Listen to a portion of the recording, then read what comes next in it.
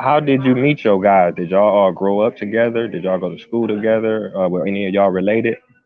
Well, those three live, you know, in close proximity of each other, so they kind of knew each other. Like I think Carl met Damon at like 5'6", and Jay met him at like 8 or 9 or something like that. I didn't meet those cats till I got into high school. I was a little further away, but my my um my family lived throughout Hollis, St. Albans, and in that whole little Queens Village area. So I was always somewhere around there. But I met those guys in co-op in the co-op program in school, and it was crazy because I got to high school and it was a little different than junior high school. So I was walking around and I was like, oh, I can leave and nobody's gonna say anything to me. There's no dean running around here trying to pull me into his office. Oh, I'm out. So I was cutting school a lot in the 10th grade, and when I got that report card, I basically failed everything that year. And my mom's, and then I heard about this program. I said, your mom, you know what? I can go to work and I could get paid. You ain't got to take care of me. Let's you know, sign me up for this class, and she did, and then that's why I met those guys.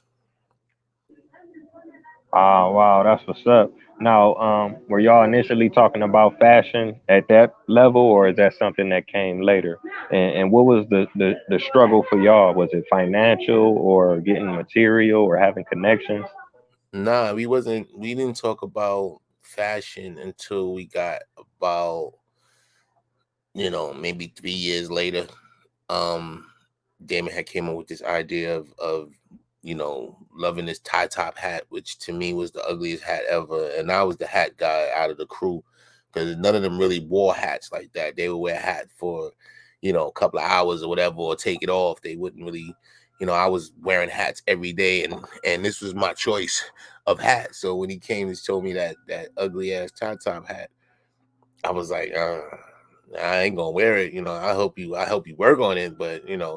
So I think I got my sister to pose in one of his ads that he did in the beginning, and this was kind of before we even hooked up. He didn't need us at that point. He was just doing something on his own, and then he put the ad out, did these hats, and was kind of doing it on his own, and then it didn't really fly like that, and he stopped a couple of years, and then he came back to it, and then he started doing other things, and then when Jay came back from the service, Jay was like, yo, we can really do something with this, and this doesn't have to be about a hat. Like, we can make a whole collection, and nobody was even thinking about a whole collection at that point. So when he invested his money and we started getting the materials and doing all of that stuff, then we was like, okay. Then we started making regular hats, and we started doing regular things like you know hockey jerseys and sweatshirts and things like that. Then I was like, okay, now we look like we're going somewhere. Now we look like a clothing line. So after we did that, financially, we was strapped, um, not having enough knowledge in the business to figure things out the way they needed to be figured out. And so we blew through that money buying the wrong materials, buying flame materials that was catching fire. You know what I'm saying? Like, we didn't know anything about that. But we worked on it for years and years and years. And then one year, we went to the magic show. And once we went to the magic show, we was able to get, the funding, not even the funding, we was able to get the orders to get the funding. And once we got the deal with Samsung, and that was maybe about 6, 7, 8 months later, then we was on it rocking at that point. Oh, okay, man. I appreciate you sharing that.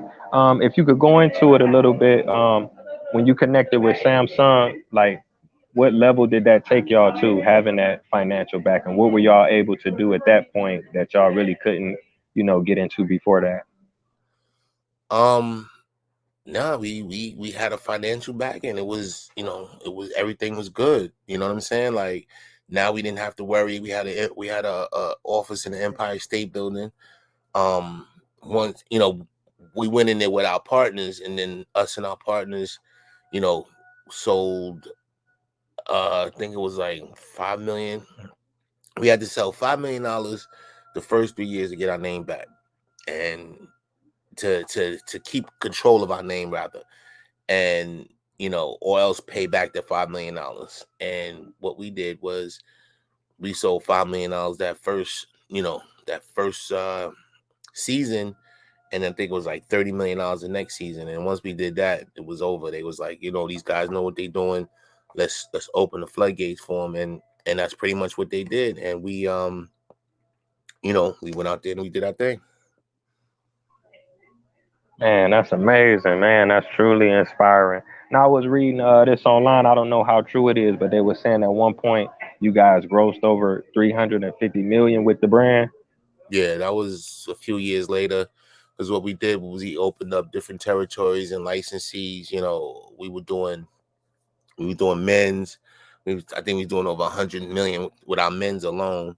Then we opened up ladies. Then we had kids. Then we had shoes. Then we had accessories, and we had sleepwear, loungewear, sneakers, boots. Like, it was so much stuff that we had. All of that stuff was combined, and we were making over $350 million a year. Wow, wow. Because I kind of remember when FUBU first came out. I remember seeing the T-shirts. It was like the FB. Then it went to the jersey. Then y'all came with Platinum FUBU, the Muhammad Ali, the Fat Mm-hmm. Hour. Like it was just growing and growing. Like you say, y'all had the whole wardrobe. So that was amazing for sure.